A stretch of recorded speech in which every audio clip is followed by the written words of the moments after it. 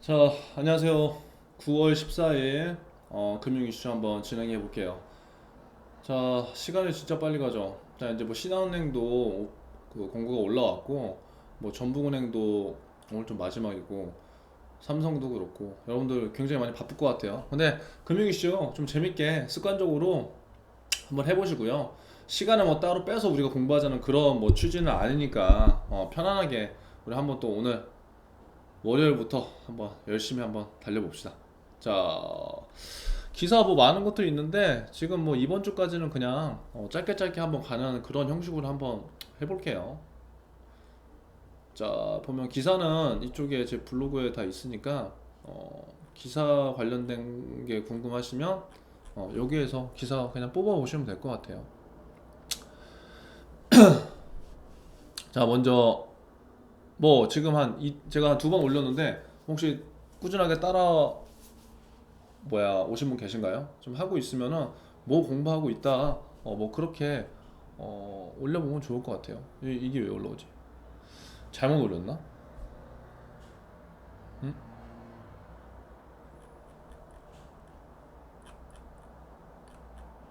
아, 이거 잘못 올라갔네, 기사. 자, 먼저 이거 한번 봅시다. 자, 뭐 몇 가지 있는데 간단하게 빨리빨리 한번 해볼게요.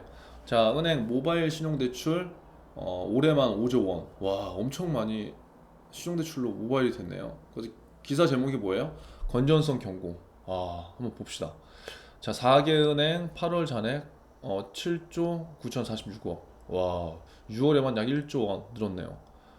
자, 보시면 뭐 어렵게 할 필요가 전혀 없겠죠?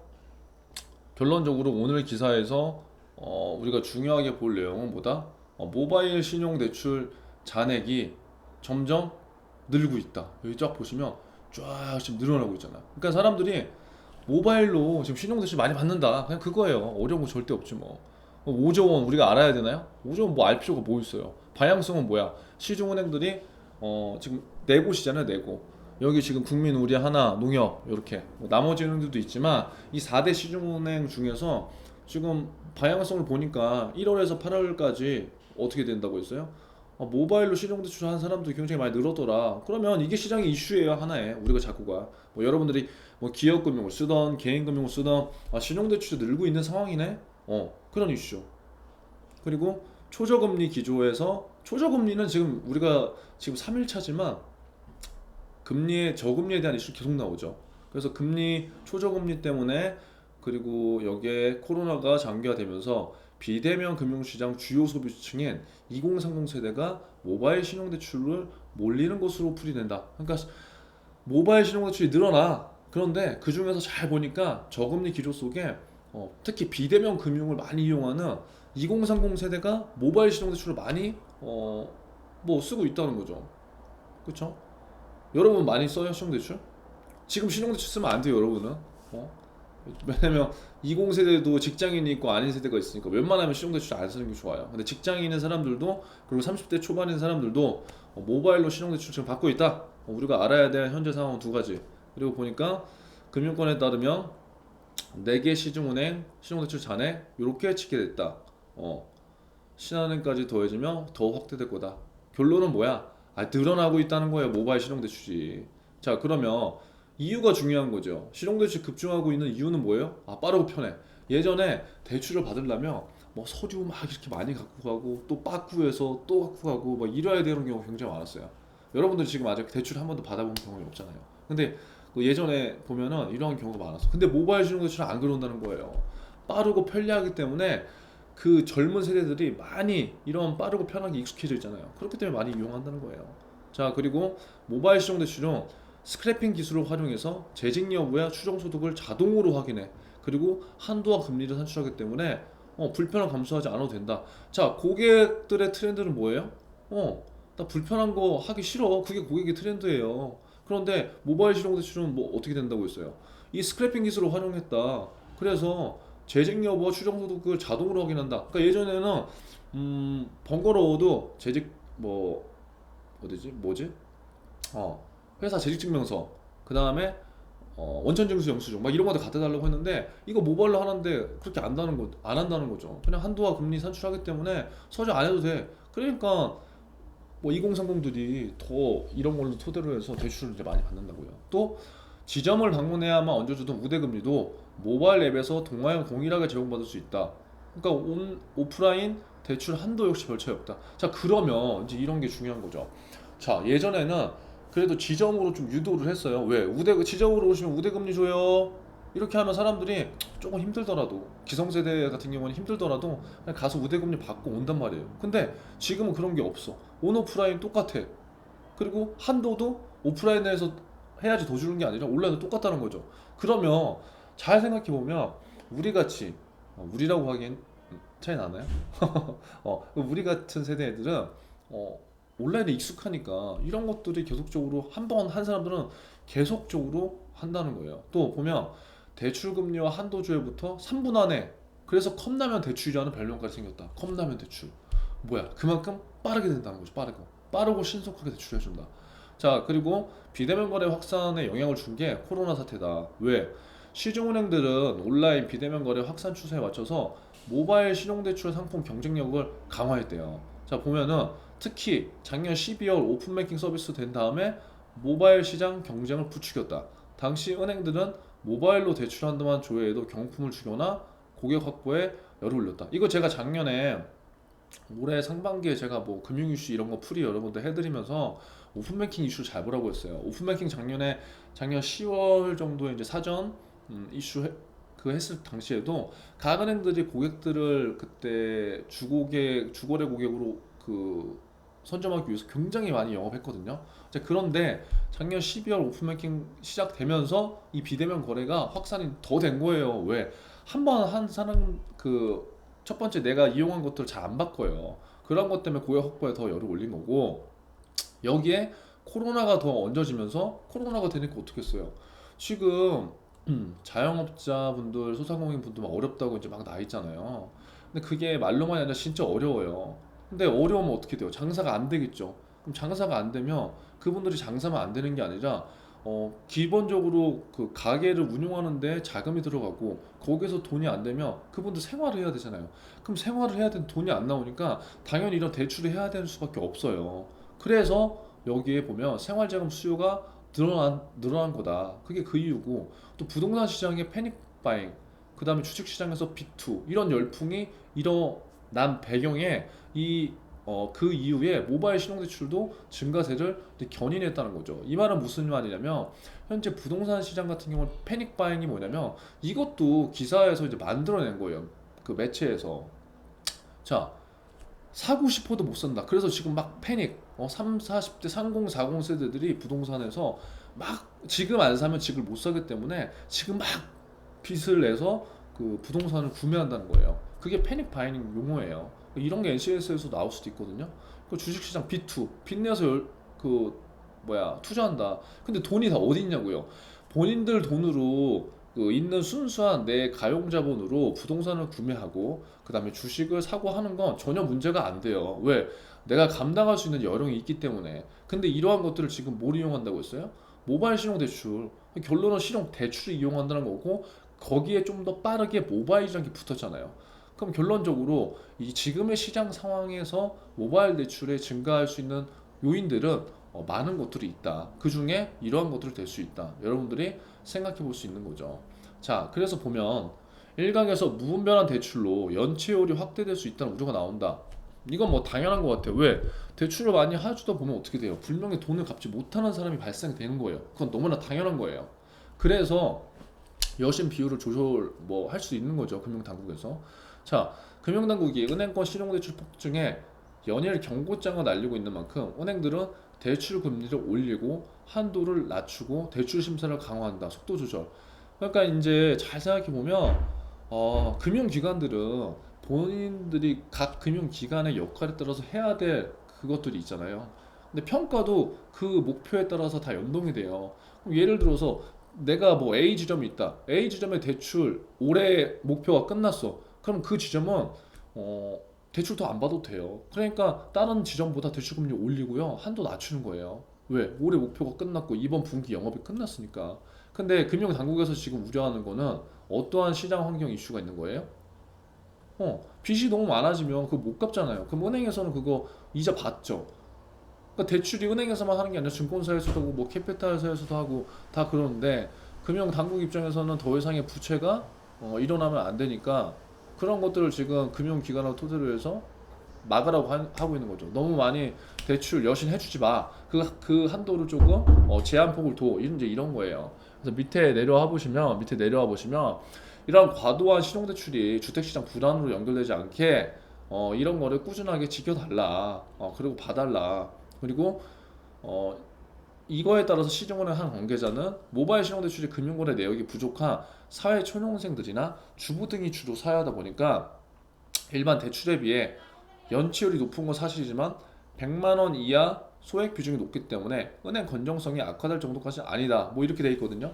그러니까 금융 당국에서 걱정을 하는 거는 대출을 많이 하면 물론 좋지만 그게 다 이익으로 잡히는 거잖아요. 근데 이렇게 많이 되면 사람들이 갚을 능력, 상환 능력이 없는 상태에서 돈을 빌리다 보면 고객도 좋지 않은 경우가 발생이 되고 은행도 건전성이 악화될 수 있다. 이제 그런 거 우려한 거죠. 근데 한 시중은행 관계자는 주로 대부분 모바일을 이용하는 거는 음 뭐야 주부 사회 초년생 들이다 보니까 금액이 크지 않다. 그래서 은행의 건전성이 악화될 정도까지 아니다. 그러니까 이런 거예요.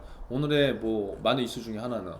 자, 그럼 우리가 생각해 봐야 될 거는 오늘 이렇게 저랑 같이 한 번씩 읽어보면서 모바일 신용대출 그다음에 건전성에 대한 연결고리 조금 이제 잡아갔죠. 이런 이슈들을 여러분들이 알면 되는 거고요. 자, 중요한 거는 여기에서 내가 조금 더 이제 뭐 자소서랑 그다음 면접이랑 연결을 시켜야 될 부분은 생각을 해봐야 되겠죠. 자, 내가 은행원으로서 건전성을 어떻게 막을 방법은 없잖아요. 솔직히 우리가 뭐 개인 한 명이 어떻게 막아요. 근데 한 금융인의 마인드는 굉장히 중요하다는 거예요. 왜? 제가 봤을 때 이 시중은행 관계자가 이렇게 얘기한 거는 뭐 이게 정답이 될 수도 있지만 저는 다른 측면도 있다고 생각을 해요. 이런 100만 원 이하 소액 대출이 많아지면 오히려 관리가 더 안 될 거예요. 리스크 관리가. 왜? 시중은행 입장에서는 너무나 많은 사람들이 100만 원 이하 소액으로 모바일을 이용해서 대출을 나간다? 그러면 감독도 별로 안 할 거란 말이죠. 왜? 100만 원 이하니까 말 그대로. 은행원 그다음에 그 금융업에 있는 분들은 당연히 회사원이기 때문에 건전성 당연히 나빠지는 거 원하지 않죠. 근데 우리가 좀 생각해 봐야 될 것은 뭐냐면 우리는 일단 여러분들은 은행원이 되고 뭐 증권사 뭐 어디 뭐 다 갈 거잖아요. 그러면 고객 입장에서 좀 더 생각을 해봐야 될 측면들이 강해요. 왜냐면 양방향의 입장 우리는 다 이해를 해봐야 돼요. 그러니까 이 한 기사를 두고 내가 은행원이 될 거니까 은행원에 관련된 내용만 파는 게 공부다? 그렇게 생각할 수도 있지만 결국 궁극적으로 지금 금융권은 신뢰를 많이 잃어버린 상태예요. 그러면 결론적으로 우리가 여러분들이 영업을 해야 되게 된다면 금융인으로서 세일즈 기반은 신뢰거든요. 그러면 단순하게 은행 입장만 아니라 고객들한테 안 좋은 것들은 지금 금융권에서 좀 제한을 두는 게 저는 맞다고 보는 거죠. 자, 100만 원 이하 소액 비중. 그 대출이 그 젊은 사회초년생들 주부들이야. 그럼 제가 봤을 때 이게 문제가 더 심각한 거예요. 왜? 그냥 한도가 나오면 이거를 돈 대출을 받아서 개인 목적으로 사용하거나 아니면 아까 얘기했다시피 주식 그런 데 넣을 수 있잖아요. 근데 다 손해 나면 어떡해요? 그렇죠? 그러니까 무조건 대출을 해주는 게 아니라 이러한 어떤 일정 아우 목이 계속 막히네요. 일정 이런 것들을 제한을 할 필요도 있다. 그런 것들을 내 오피니언에 가미하고 나중에 자소서나 면접 때 연결시켜 보는 것도 뭐 나쁘지 않은 것 같아요. 자, 그다음 보면 제가 뭐 10분이라고 했는데 뭐 10분에서 20분 사이 그렇게 매일매일 올릴 것 같아요. 자, 1000만 원 다 잃어도 상관없다. 멋있어요. 2030 세대 놀라운 투자법. 여러분들 혹시 투자하고 계세요? 음. 뭐 투자는 자유고 저는 투자를 해보는 거 굉장히 좋다고 생각하는데 약간은 잘 봐야 될 것 같아요. 여기 보면은 밀레니얼 세대가 어떠한 투자자인가를 보여주는 단면이다 해서 쭉 나왔어요. 그러니까 여러분이 지금 예를 들어서 금융기관에 가게 되면 여러분이 상대해야 될 고객들이 밀레니얼 지금 현재 세대, 여러분들과 같은 세대도 있고 기성세대들도 있어요. 근데 그 세대별로 성향이 굉장히 다르거든요. 그럼 그 성향별로 어떻게 그 고객들을 상대해야 되는지 이런 기사들을 보면서 하나 공부해보는 것도 좋은 것 같아요. 자, 보면은 뭐 사회에 나와보니 저금리 저성장 시대가 어떤 것인지 느낀다. 저축하려고 보니까 아무리 높아야 2%대야. 여러분 지금 시중은행 1%대 0.5% 이런 데도 굉장히 많아요. 그러니까 결론은 지금 현 시장 상황을 이러한 기사를 토대로 해서 이해할 수 있다는 거죠. 이대로는 평생 내 집 한 채 마련할 수 없겠다 싶어서 계속 이어진 비트코인, 주식 이런 걸로 계속 젊은이들이 누를 돌리는 거예요. 뭐 대기업 5년차 직장인도 마이너스 통장을 개설했고, 뭐 바벨 전략 쓰고, 테슬라 보고 주식 샀고, 그러기 위해선 더 큰 도약을 위해선 위험을 감수한다. 그러니까 2030 세대 58%는 스스로 위험 중립 적극형 공격 투자 뭐 이런 걸 하고 있어요. 자, 근데 여러분들이 만약에 지금 뭐 증권사에 취업을 해야 되고 뭐 은행에 가야 되고 보험사 가야 되고 자산운용 가야 되잖아요. 뭐 예를 든다면 그러면 이 상황에서 내가 과연 이러한 고객들을 만나서 어떠한 상품을 추천해 줄 수 있을지 생각해 보는 것도 저는 하나의 좋은 큰 공부가 된다고 생각을 해요. 왜냐면 아우 죄송합니다. 목이 지금 상태가 안 좋네요. 왜냐면 지금 대부분 주식을 하는 게 각자 이유도 있고 상황별로 다르지만 대부분 남이 옆에 사람 해서 내가 알지 못하고 투자하는 경우도 굉장히 많거든요. 그럼 금융인의 역량 중 하나는 어, 올바른 금융시장에 대한 트렌드를 분석하고 그거에 대해서 고객들한테 조금 더 나은 투자 방안을 알려주는 것도 하나의 역량 중에 포함되잖아요. 그럼 여러분들이 해야 될 역할 중에 하나는 시장 상황을 잘 판단하는 것도 하나의 역할이 될 수 있다는 거예요.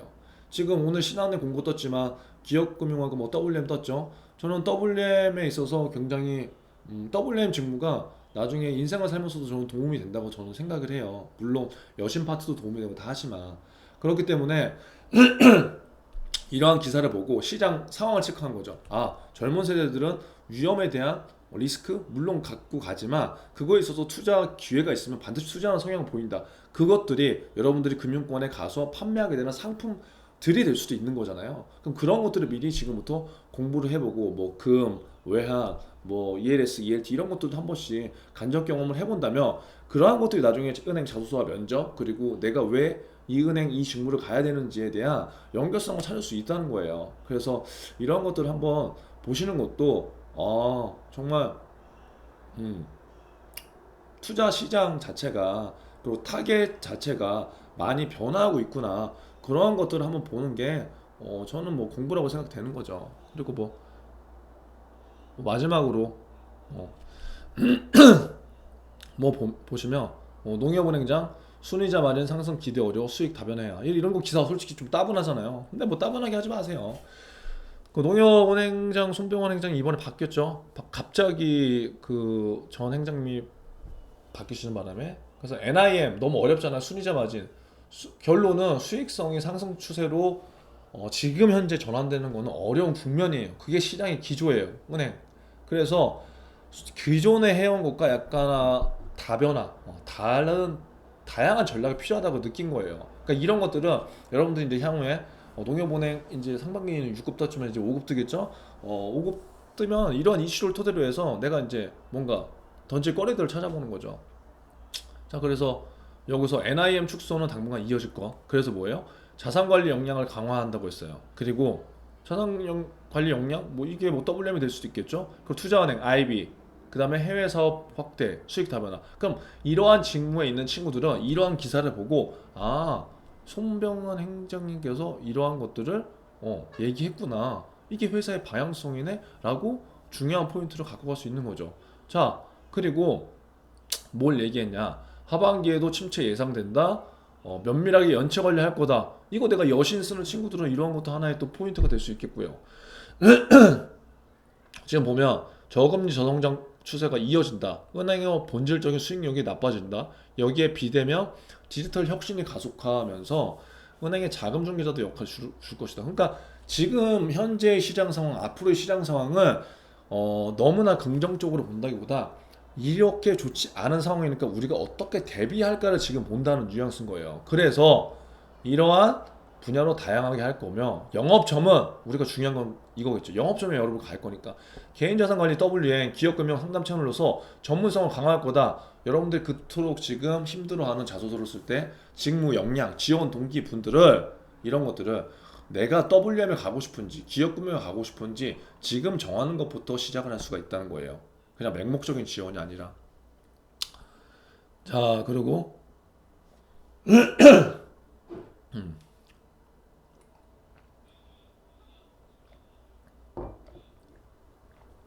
야, 물이 있는지 몰랐네요.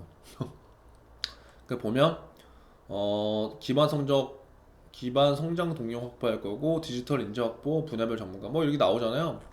이게 농협은행의 손병환 행장님이 앞으로 하반기 방향인 거예요. 그러니까 이러한 것들 여러분들이 잘 한번 체크해 보시고 준비를 한다면 뭐 나쁜 게 당연히 없겠죠. 그쵸? 나쁜 게 있을 일이 뭐가 있겠어요. 자, 그래서 오늘 기사 그냥 간단하게 그냥 여기까지 봤어요. 그러니까 우리가 중요한 거는 뭐 끊기지 않고 매일매일 하루에 여러분들이 그 하게 돼 있는 거를 그렇게 한번 해보시면 좋을 것 같아요. 그래서 오늘도 10분, 15분 투자해서 자소서 쓰면서 그냥 이슈 하나 봤네? 이렇게 하시고 궁금한 것들은 밑에 댓글로 남겨주시기 바랍니다. 아무튼 오늘도 화이팅!